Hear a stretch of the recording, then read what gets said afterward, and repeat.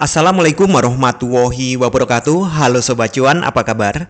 Semoga sehat selalu dan banyak rezeki.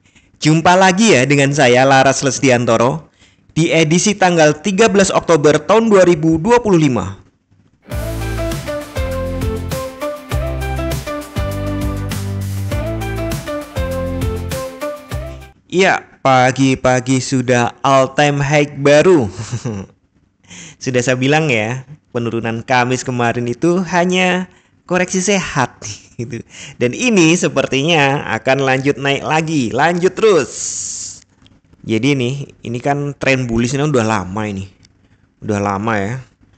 Mulai benar-benar kuat itu kan 20 Agustus dan koreksi tipis-tipis saja, koreksi sehat. Bahkan sifatnya sideways. Ambil nafas untuk lanjut naik. Nah, intraday-nya juga banyak yang kayak gitu. Kali ini nih, ini kan sudah 60 nih, udah tembus ya. 60 kemungkinan terdekatnya ke 80, bahkan mungkin sampai 120 loh ya. Jadi ini wow. Rasanya ini bakalan tembus naik lagi nih. Close-nya sebenarnya pagi tadi itu sebelum open, saya pikir kalau hari ini close-nya masih di atas 4000, ini bakalan naik.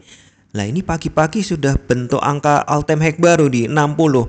Tapi sementara masih ada rejection di situ ya, hati-hati. Tidak ada kalender ekonomi, rilis data, besok baru ada speak dari Powell gitu ya, bukan speak buaya ya.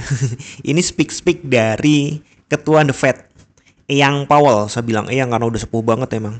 Nah, hari ini kalau tadi saya pikir di atas 4000, pikiran saya nih sekarang geser lagi, naik lagi target saya. Kalau close-nya masih di atas ke 30, yaitu tadi bisa 80 sampai 120, ini udah di depan mata itu. Kita lihat dulu untuk 4 jamnya. Nah ya, di 4 jam terlihat ya. Koreksinya koreksi sehat. Nah, koreksi sehat itu gini nih.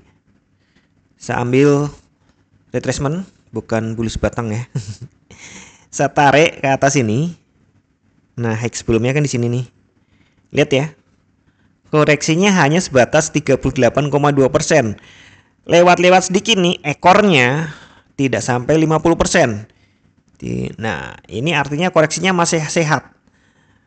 Kalau di bawah 50% nih koreksinya, kok di bawah maksudnya lebih rendah lagi gitu ya, di bawahnya ada sampai 61,8%. Nah, itu sudah mulai perlu perhatian nih. Koreksinya besar banget. Kalau sampai ke 78,6%, wah kemungkinan ada peluang berbalik arah. Nah, kira-kira maksudnya koreksi sehat itu seperti itu. Oke, balik naik lagi. Ini tak close dulu untuk retracement. Nah, ini ada rejection. Setelah ini high tertinggi sebelumnya kan di sini ya, di 59 ya. Ditembus dikit, $1 aja, 60. Kemudian terjadi penurunan. Nah, ini rejection. Memang di sini ada resisten kuat. Peluangnya gimana? Ini apalagi nih 4 jam juga sudah overbought ya. Saya pikir support-supportnya nih di area ini 4.980. Ini 3.980 maksudnya. Kemudian 60, 40 sekitar sini aja. Saya pikir sekitar situ aja. Untuk lebih rendah lagi ya ada ganjal kuat di 900. Ya ibarat truk yang mundur di tanjakan keras gitu ya. Ini ada area yang bisa untuk mengganjel di situ. Nah, kemungkinannya nih berarti Nah, kalau sudah kayak gini nih, kita nggak usah terlalu main-main dengan sell ya. Sell hanya untuk scalping, profit keluar karena tren besarnya masih buy, masih bullish gitu ya. Walaupun momentumnya sudah melemah tapi tetap kuat gitu mas. Loh, melemah kok tetap kuat? Iya, tadinya kuat banget nih, sekarang kuat. Levelnya turun dikit. Nah, kita lihat di 1 jam. Ya, sempat ada penurunan, ada lower high, lower low, tapi kemudian dibalik ada higher high di sini kan ya, lebih tinggi daripada ini. Kemudian ini ada higher low. Nah, gini lagi. Higher high, higher low lagi sampai tadi itu nembus ke 60. Tapi rejection di 4 jamnya, rejectionnya candlenya muncul. Ada spinning top di sini, ada candle pin bar di sini. Kalau kita turunkan ke 15 menit, Nah, seperti ini. Sebenarnya candle rejectionnya di sini sih. Tapi sempat nyoba naik lagi, mantul lagi ke bawah. Di 15 menit juga overbook. Jadi waspada, mungkin ada koreksi. Tapi selama dia masih di atas 4000, saya pikir masih ada peluang. Bahkan di atas 3980 di area ini masih ada peluang dia akan naik lagi. Nah, terus tradingnya gimana? Berarti ini area buy on dip-nya kan di sini nih. Di bawah lagi bahkan bisa, nah 950. Ini buy on dip-nya ya sampai sini ya. 80 sampai 50 di sini. Ya ini area buy on dip. Buy di bawah, kalau kondisi mendukung, stokastik, RSI maupun candlestick mendukung, gas aja. Tapi salah satu dari mereka mendukung nih, terutama candlestick. Ya sebenarnya tiga-tiganya perhatikan sih. Candlestick itu untuk triggernya, untuk menentukan nah ini saatnya itu di candlestick, untuk memastikan candlesticknya itu nggak bohong. Itu kita lihat kondisi overbook oversoldnya. Nah jadi buy on dip di sini targetnya ke 4080 sampai 4120. Tinggi banget loh itu ya. Wow, kayak raya nih. Kemudian nih kalau untuk buy on breakout ya nunggu, ini kan masih sementara, ini 60-nya rejection nih. Kalau ada candle 1 jam, ini saya geser ke 1 jam nih. Nah, kalau candle 1 jamnya itu close di atas 60, itu peluangnya lebih besar ke breakout. Artinya akan nembus lagi ke atas. Targetnya sekali lagi adalah 80 dan 120. Bisa lebih tinggi lagi nantinya. SL-nya berapa? SL-nya di 3980 itu SL-nya. Ya $20 untuk resiko, tapi peluangnya berapa puluh dolar itu. Nah kalau untuk sell on rejection, hati-hati, sekali lagi ini trennya masih up. Sell nggak usah ditunggu lama-lama gitu ya, profit lepas.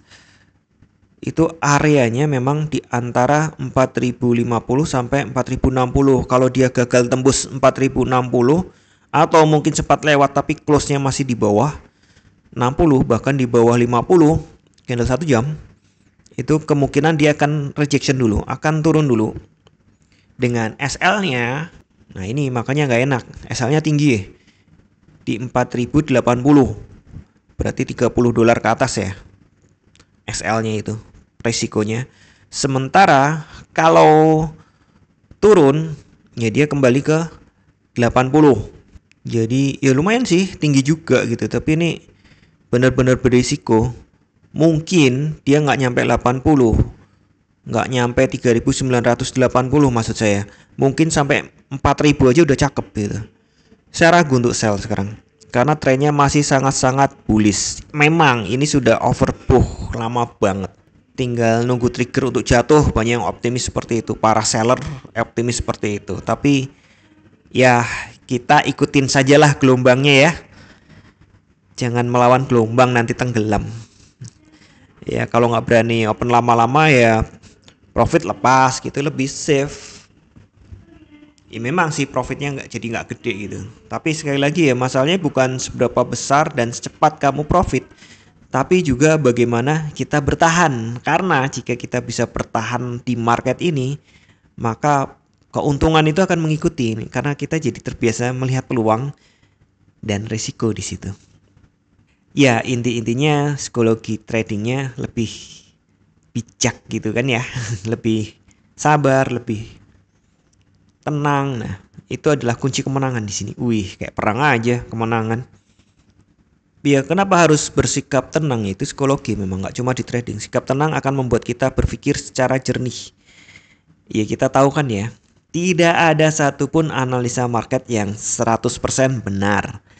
Anda tetap harus bijak dalam bertransaksi, atur volume transaksi Anda agar sesuai dengan kekuatan dana Anda, dan siapkan money management agar jika ternyata harga bergerak tidak sesuai dengan prediksi atau posisi terbuka Anda, maka Anda bisa segera melakukan antisipasi secara cepat dan tepat. Oke, sekian dulu informasi dari saya. Semoga kita semua cuan hari ini lancar, berkah, manfaat, dan tetap sehat. Amin. Wassalamualaikum warahmatullahi wabarakatuh. Equity World.